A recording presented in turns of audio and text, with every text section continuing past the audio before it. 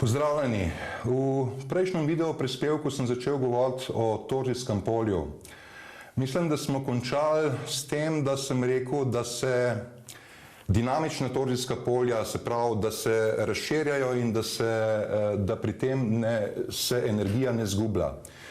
Torej, pri tem svojem razširjanju grejo ta toržijska polja čez vse ovire. Torej, noben zid jih ne zmoti, niti ne zaustavi ali pa upočasni. Zanimivo je pa to, da je malo drugače pa pri predmetih nekaterih pravilnih geometrijskih oblik, recimo kupola, stožec, piramida. Torej, ko toržijsko polje, dinamično toržijsko polje pride do takšnih predmetov, takrat te predmeti na nek način to energijo prestrežejo in jo usmerijo po osi navzdol. V to se lahko prepričate, recimo srpske pravoslavne cerkve, tudi pri nas imamo kakšno v Ljubljani, se zdaj le spomnim, recimo, da je ena najmanj, za te cerkve so značilne kupole. In če kolikor toliko imate sposobnost zaznavanja energiji razvito, boste videli, da če ste v cerkvi tam, kjer je strop raven, boste čutili dosti manj energije kot pod kupolo. Torej, druga stvar je, za piramide je itak znano. Torej, v piramidah prihaja do raznih sprememb.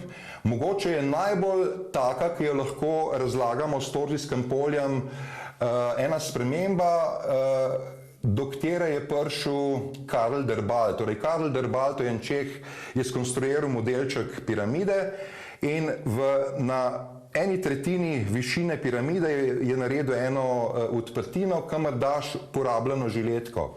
Torej, čez noč se ta žiletka sama v sebi nabrusi. Torej, rekli smo, toržijsko polje povzroči take spremembe, ki so v tem našem materialnem svetu, ki veljajo za nemogoče. Mogoče bi kaj zdaj rekli, ali obstajajo toržijska polja v naravi. Obstajajo, seveda obstajajo tudi v vesolju. Torej, kako nastajajo, kako spontano nastajajo toržijska polja? Materialni predmeti jih oddajajo, če jih segrevamo, če jih tresemo, če se vrtijo. Tudi človek lahko spontano proizvede toržijsko polje ob kakšnem nenavadnem dogodku, lahko pa čistko plansko, se pravi, ko ti znaš, ko veš, kaj je treba narediti, lahko narediš toržijsko polje. Je pa nekaj. Toržijsko polje samo po sebi ni ne dobro, ne slabo. Moraš ga znati, če ga že sam proizvedeš, ga moraš znati ustrezno usmerjati, da ima določene učinke, kaj ti lahko deluje uničujoče, lahko pa zdravilno. Mogoče bi majčkeno sam pojasnil tole, ki sem rekel pri vrtenju, da nastaja. Torej, kaj je sploh v biti toržijsko polje, tako tehnično? Rekli smo, da vse izhaja iz praznine. Torej, ko se začnejo neki subatomski delci, ko se začne izmenjevati tok subatomskih delcev med praznino pa nekim materialnim objektom, takrat nastane toržijsko polje. Ko recimo se planeti vrtijo, ob vrtenju zgubljajo neke delce in te delci, se pravi, grejo v praznino, od tam se vračajo. To so čisto mačkeni delci, ki sami po sebi niso energija, ampak pri tem potovanju se zaletavajo v druge subatomske delce in nastaja energijski tok. Da je temu res tako, so dokazali z enim zelo zanimivim poskusom, pa še nekaj dodatno se je pol pokazali. Torej, kaj se s to energijo dogaja? Žiroskop je neka taka vrtavka, torej vrtavka, ki je v dva obroča vpeta, tako da ni trenja, da je čim manj trenja. No in opazili so, da če žiroskop vrtijo neki cajta, da žiroskop malenkost zgubi na teži. To je po naših, se pravi, po zakonih fizike totalno nemogoče. Ampak to se zgodi. Zdaj nas seveda zanima, kaj se je pravzaprav zgodilo. Mogoče bo bolj jasno, če bom povedal še en drug primer z žiroskopom. Zraven žiroskopa so dali magnet. In potem da so lahko žiroskop zavrteli do neke določene hitrosti, so porabili energijo 1000 džulov. Potem so pa žiroskop ustavili in so ga spet prej kot v eni minuti skušali zavrteti, tudi z magnetom, so porabili 10-krat manj energije. Žiroskop je bil malo lažji, kam je šla ta energija? V okoliški eter. In takrat, ko je prišlo spet do vrtenja, je prišla nazaj in je povzročila, da smo porabili manj energije. To torej pomeni, da tudi, če nekdo zdravi s torzijskim poljem, če dela skozi v istem prostoru, je ta prostor, se pravi eter v prostoru, postane poln tega torzijskega polja in če dela sploh en za drugim klijente, takrat bo vse skupaj vedno močnejši. Še omenil sem, mislim, da tudi tresenje, da pri tresenju tudi pride do torzijskega polja, to je pa recimo prisotno pri homeopatiji. Pri homeopatiji to izkoriščajo. Torej, pri homeopatiji gre za to, da v vodi razrečijo neko zdravilo, se pravi neko naravno zdravilo. Ampak potem tudi tisto vodo skozi potresajo in stalno rečijo, tako da v kemijskem smislu na koncu zdravila več ni, ampak voda ima sposobnost pomnjenja in informacijo si pa zapomne. Ampak s tresanjem mi povzročimo torzijsko polje in torzijsko polje je potem tisto, ki vpliva na to, da so homeopatska zdravila toliko močna pa toliko učinkovita.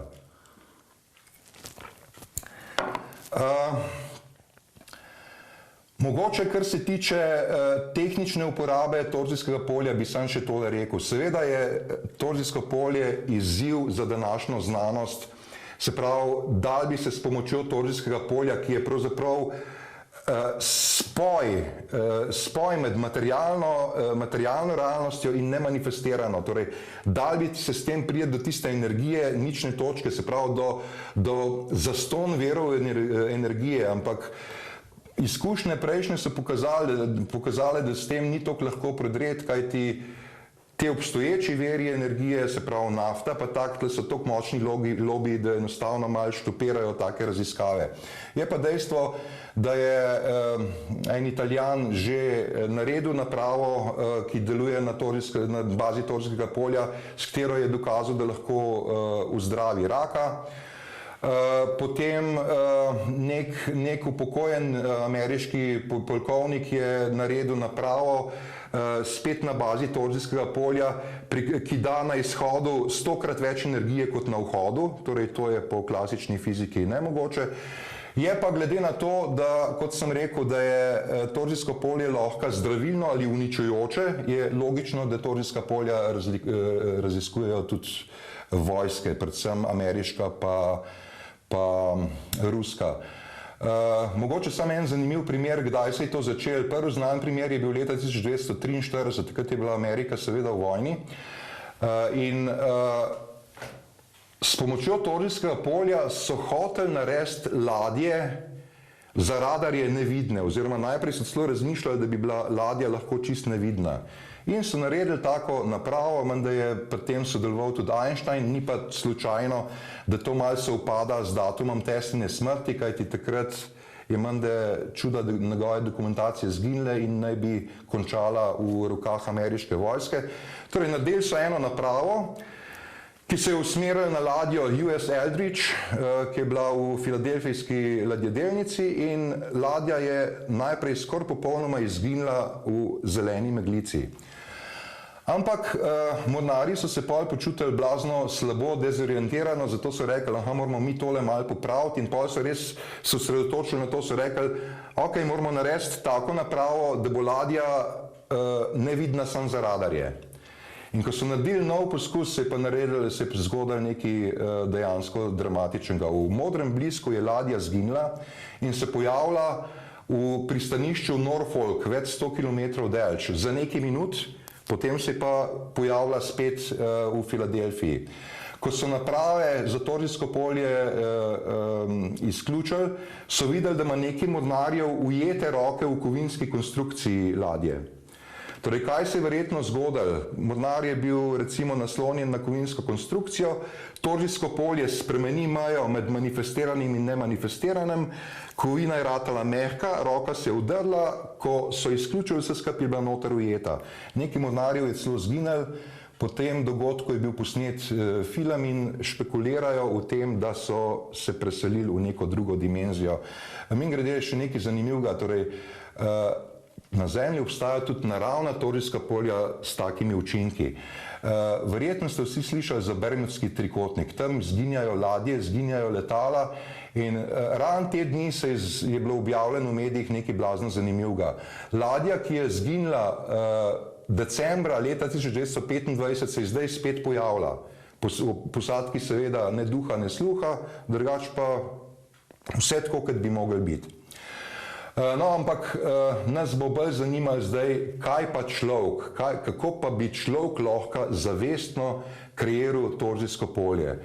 Obstajajo seveda neki posamezniki, ki so to v preteklosti znali.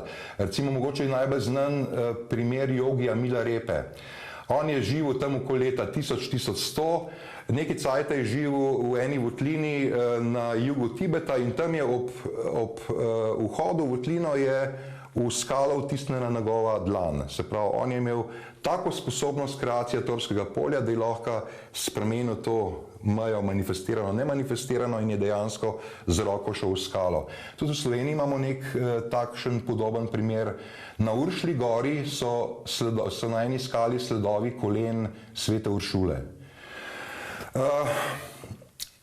Zdaj pa mogoče preden bi si pogledali, kako se to naredi, še en zanimiv primer. Videli bomo, da čist nezavedno do torzijskega polja pride tudi pri placebo. Torej, zakaj gre? Sončni kralj Ludovik XIV je enkrat letno polagal roke na svoje bolne podanike. Popolnoma jasno je, da ni bil noben zdravilc, ampak tretjina jih je ozdravela. Torej, kaj se je zgodilo? To je čisti placebo seveda, ampak tisto, wow, če bo sončni kralj name položil roko, se bo pa že nekaj zgodilo. Torej, takrat, ko ti nekaj pričakuješ, ko s polnim srcem nekaj pričakuješ, se naš poenoti. Naš je drugač ves čas v konfliktu. Mi stalno nekaj vemo, da bi radi, pa se nam v bistvu naljub, ali pa nekaj hočemo narediti, pa nas kljuva tisti, ali jaz to zmorem, pa tako, ampak dejansko, ko se pa poenoti, takrat nam pa dejansko stvari skletijo in pri placebo je ravno to, ti nekaj verjameš, se poenoti in takrat telo začne spontano generirati torzijsko polje, ki pač dela na tem, se pravi, je usmerjeno na to, da se bo zgodilo tisto, kar pričakuješ. Torej, tudi pri drugih placebo efektih je to, torej, v nekaterih situacijah mi lahko spontano kreiramo torzijsko polje. Drugače pa, torzijsko polje za začetek je mogoče fajn, da si pri tem, pri kreaciji torzijskega polja pomagamo s kameno strelo. Namreč nisem recimo povedal, da kar se tiče narave, da so v naravi tudi močna torzijska polja tam, kjer je nosilna frekvenca terena okoli 8 Hz. Zanimivo je pa to, da okoli 8 Hz vibracijo oddaja tudi kamena strela, ampak samo takrat, kadar je njena konica obrnjena navzgor ali pa navzdol. Zdaj, jaz sem v drugi oddaji omenil, da se da kameno strelo tudi aktivirati, torej imamo enostavno premalo časa, da bi povedal, kako jo očistimo pa aktiviramo najprej. Ko pa jo aktiviramo, jo damo takole v dlan leve roke s konico navzgor in se tej energiji popolnoma prepustimo. Ko se ji prepustimo toliko, da začnemo vibrirati s kameno strelo, si probimo to vibracijo, občutek te vibracije dobro zapomniti, kameno strelo odložimo in probamo to vibracijo zadrževati. Torej, ko mi to vibracijo imamo v telesu, takrat je okoli nas že ustvarjeno torzijsko polje. Zdaj pa, fajn bi bilo, da nam ne bi bilo treba vsakič uporabiti kamene strele. Probimo potem v drugem koraku to. Mi smo si zdaj zapomnili, kak je ta občutek. Najprej dovolimo, da se ta občutek zgubi, potem pa recimo probamo ustvariti torzijsko polje brez kamene strele. To naredimo tako, da dlani stegnemo predse, se koncentriramo hkrati na obe dlani, hkrati pa v telesu poiščemo oziroma najdemo tisti občutek, ki smo ga imeli pri kameni streli. Ko bomo v tem uspeli, se bo okoli nas kreiralo torijsko polje. Dve stvari, ki sta pri tem blazno pomembne. Najdeti moramo dobro mesto, kjer se da narediti torijsko polje. Torej, ne moreš ga čisto na vsaki lokaciji narediti enak dober. Mogoče ste tisti, ki ste bolj občutljivi na energijo, opazili, da nekje se počutimo neprijetno, nekje prijetno. Torej, obvezno poiskati prostor, kjer se počutimo prijetno. Druga stvar pa namera. Rekli smo, da torijsko polje ni ne dobro, ne slabo. Mi torej najbolj naravno ga bomo usmerjali, če smo v praznini, torej v nekem meditativnem stanju, takrat tudi naši možgani začnejo delovati na 8 hercih in takrat bo popolnost iz praznine usmerjala učinke torijskega polja.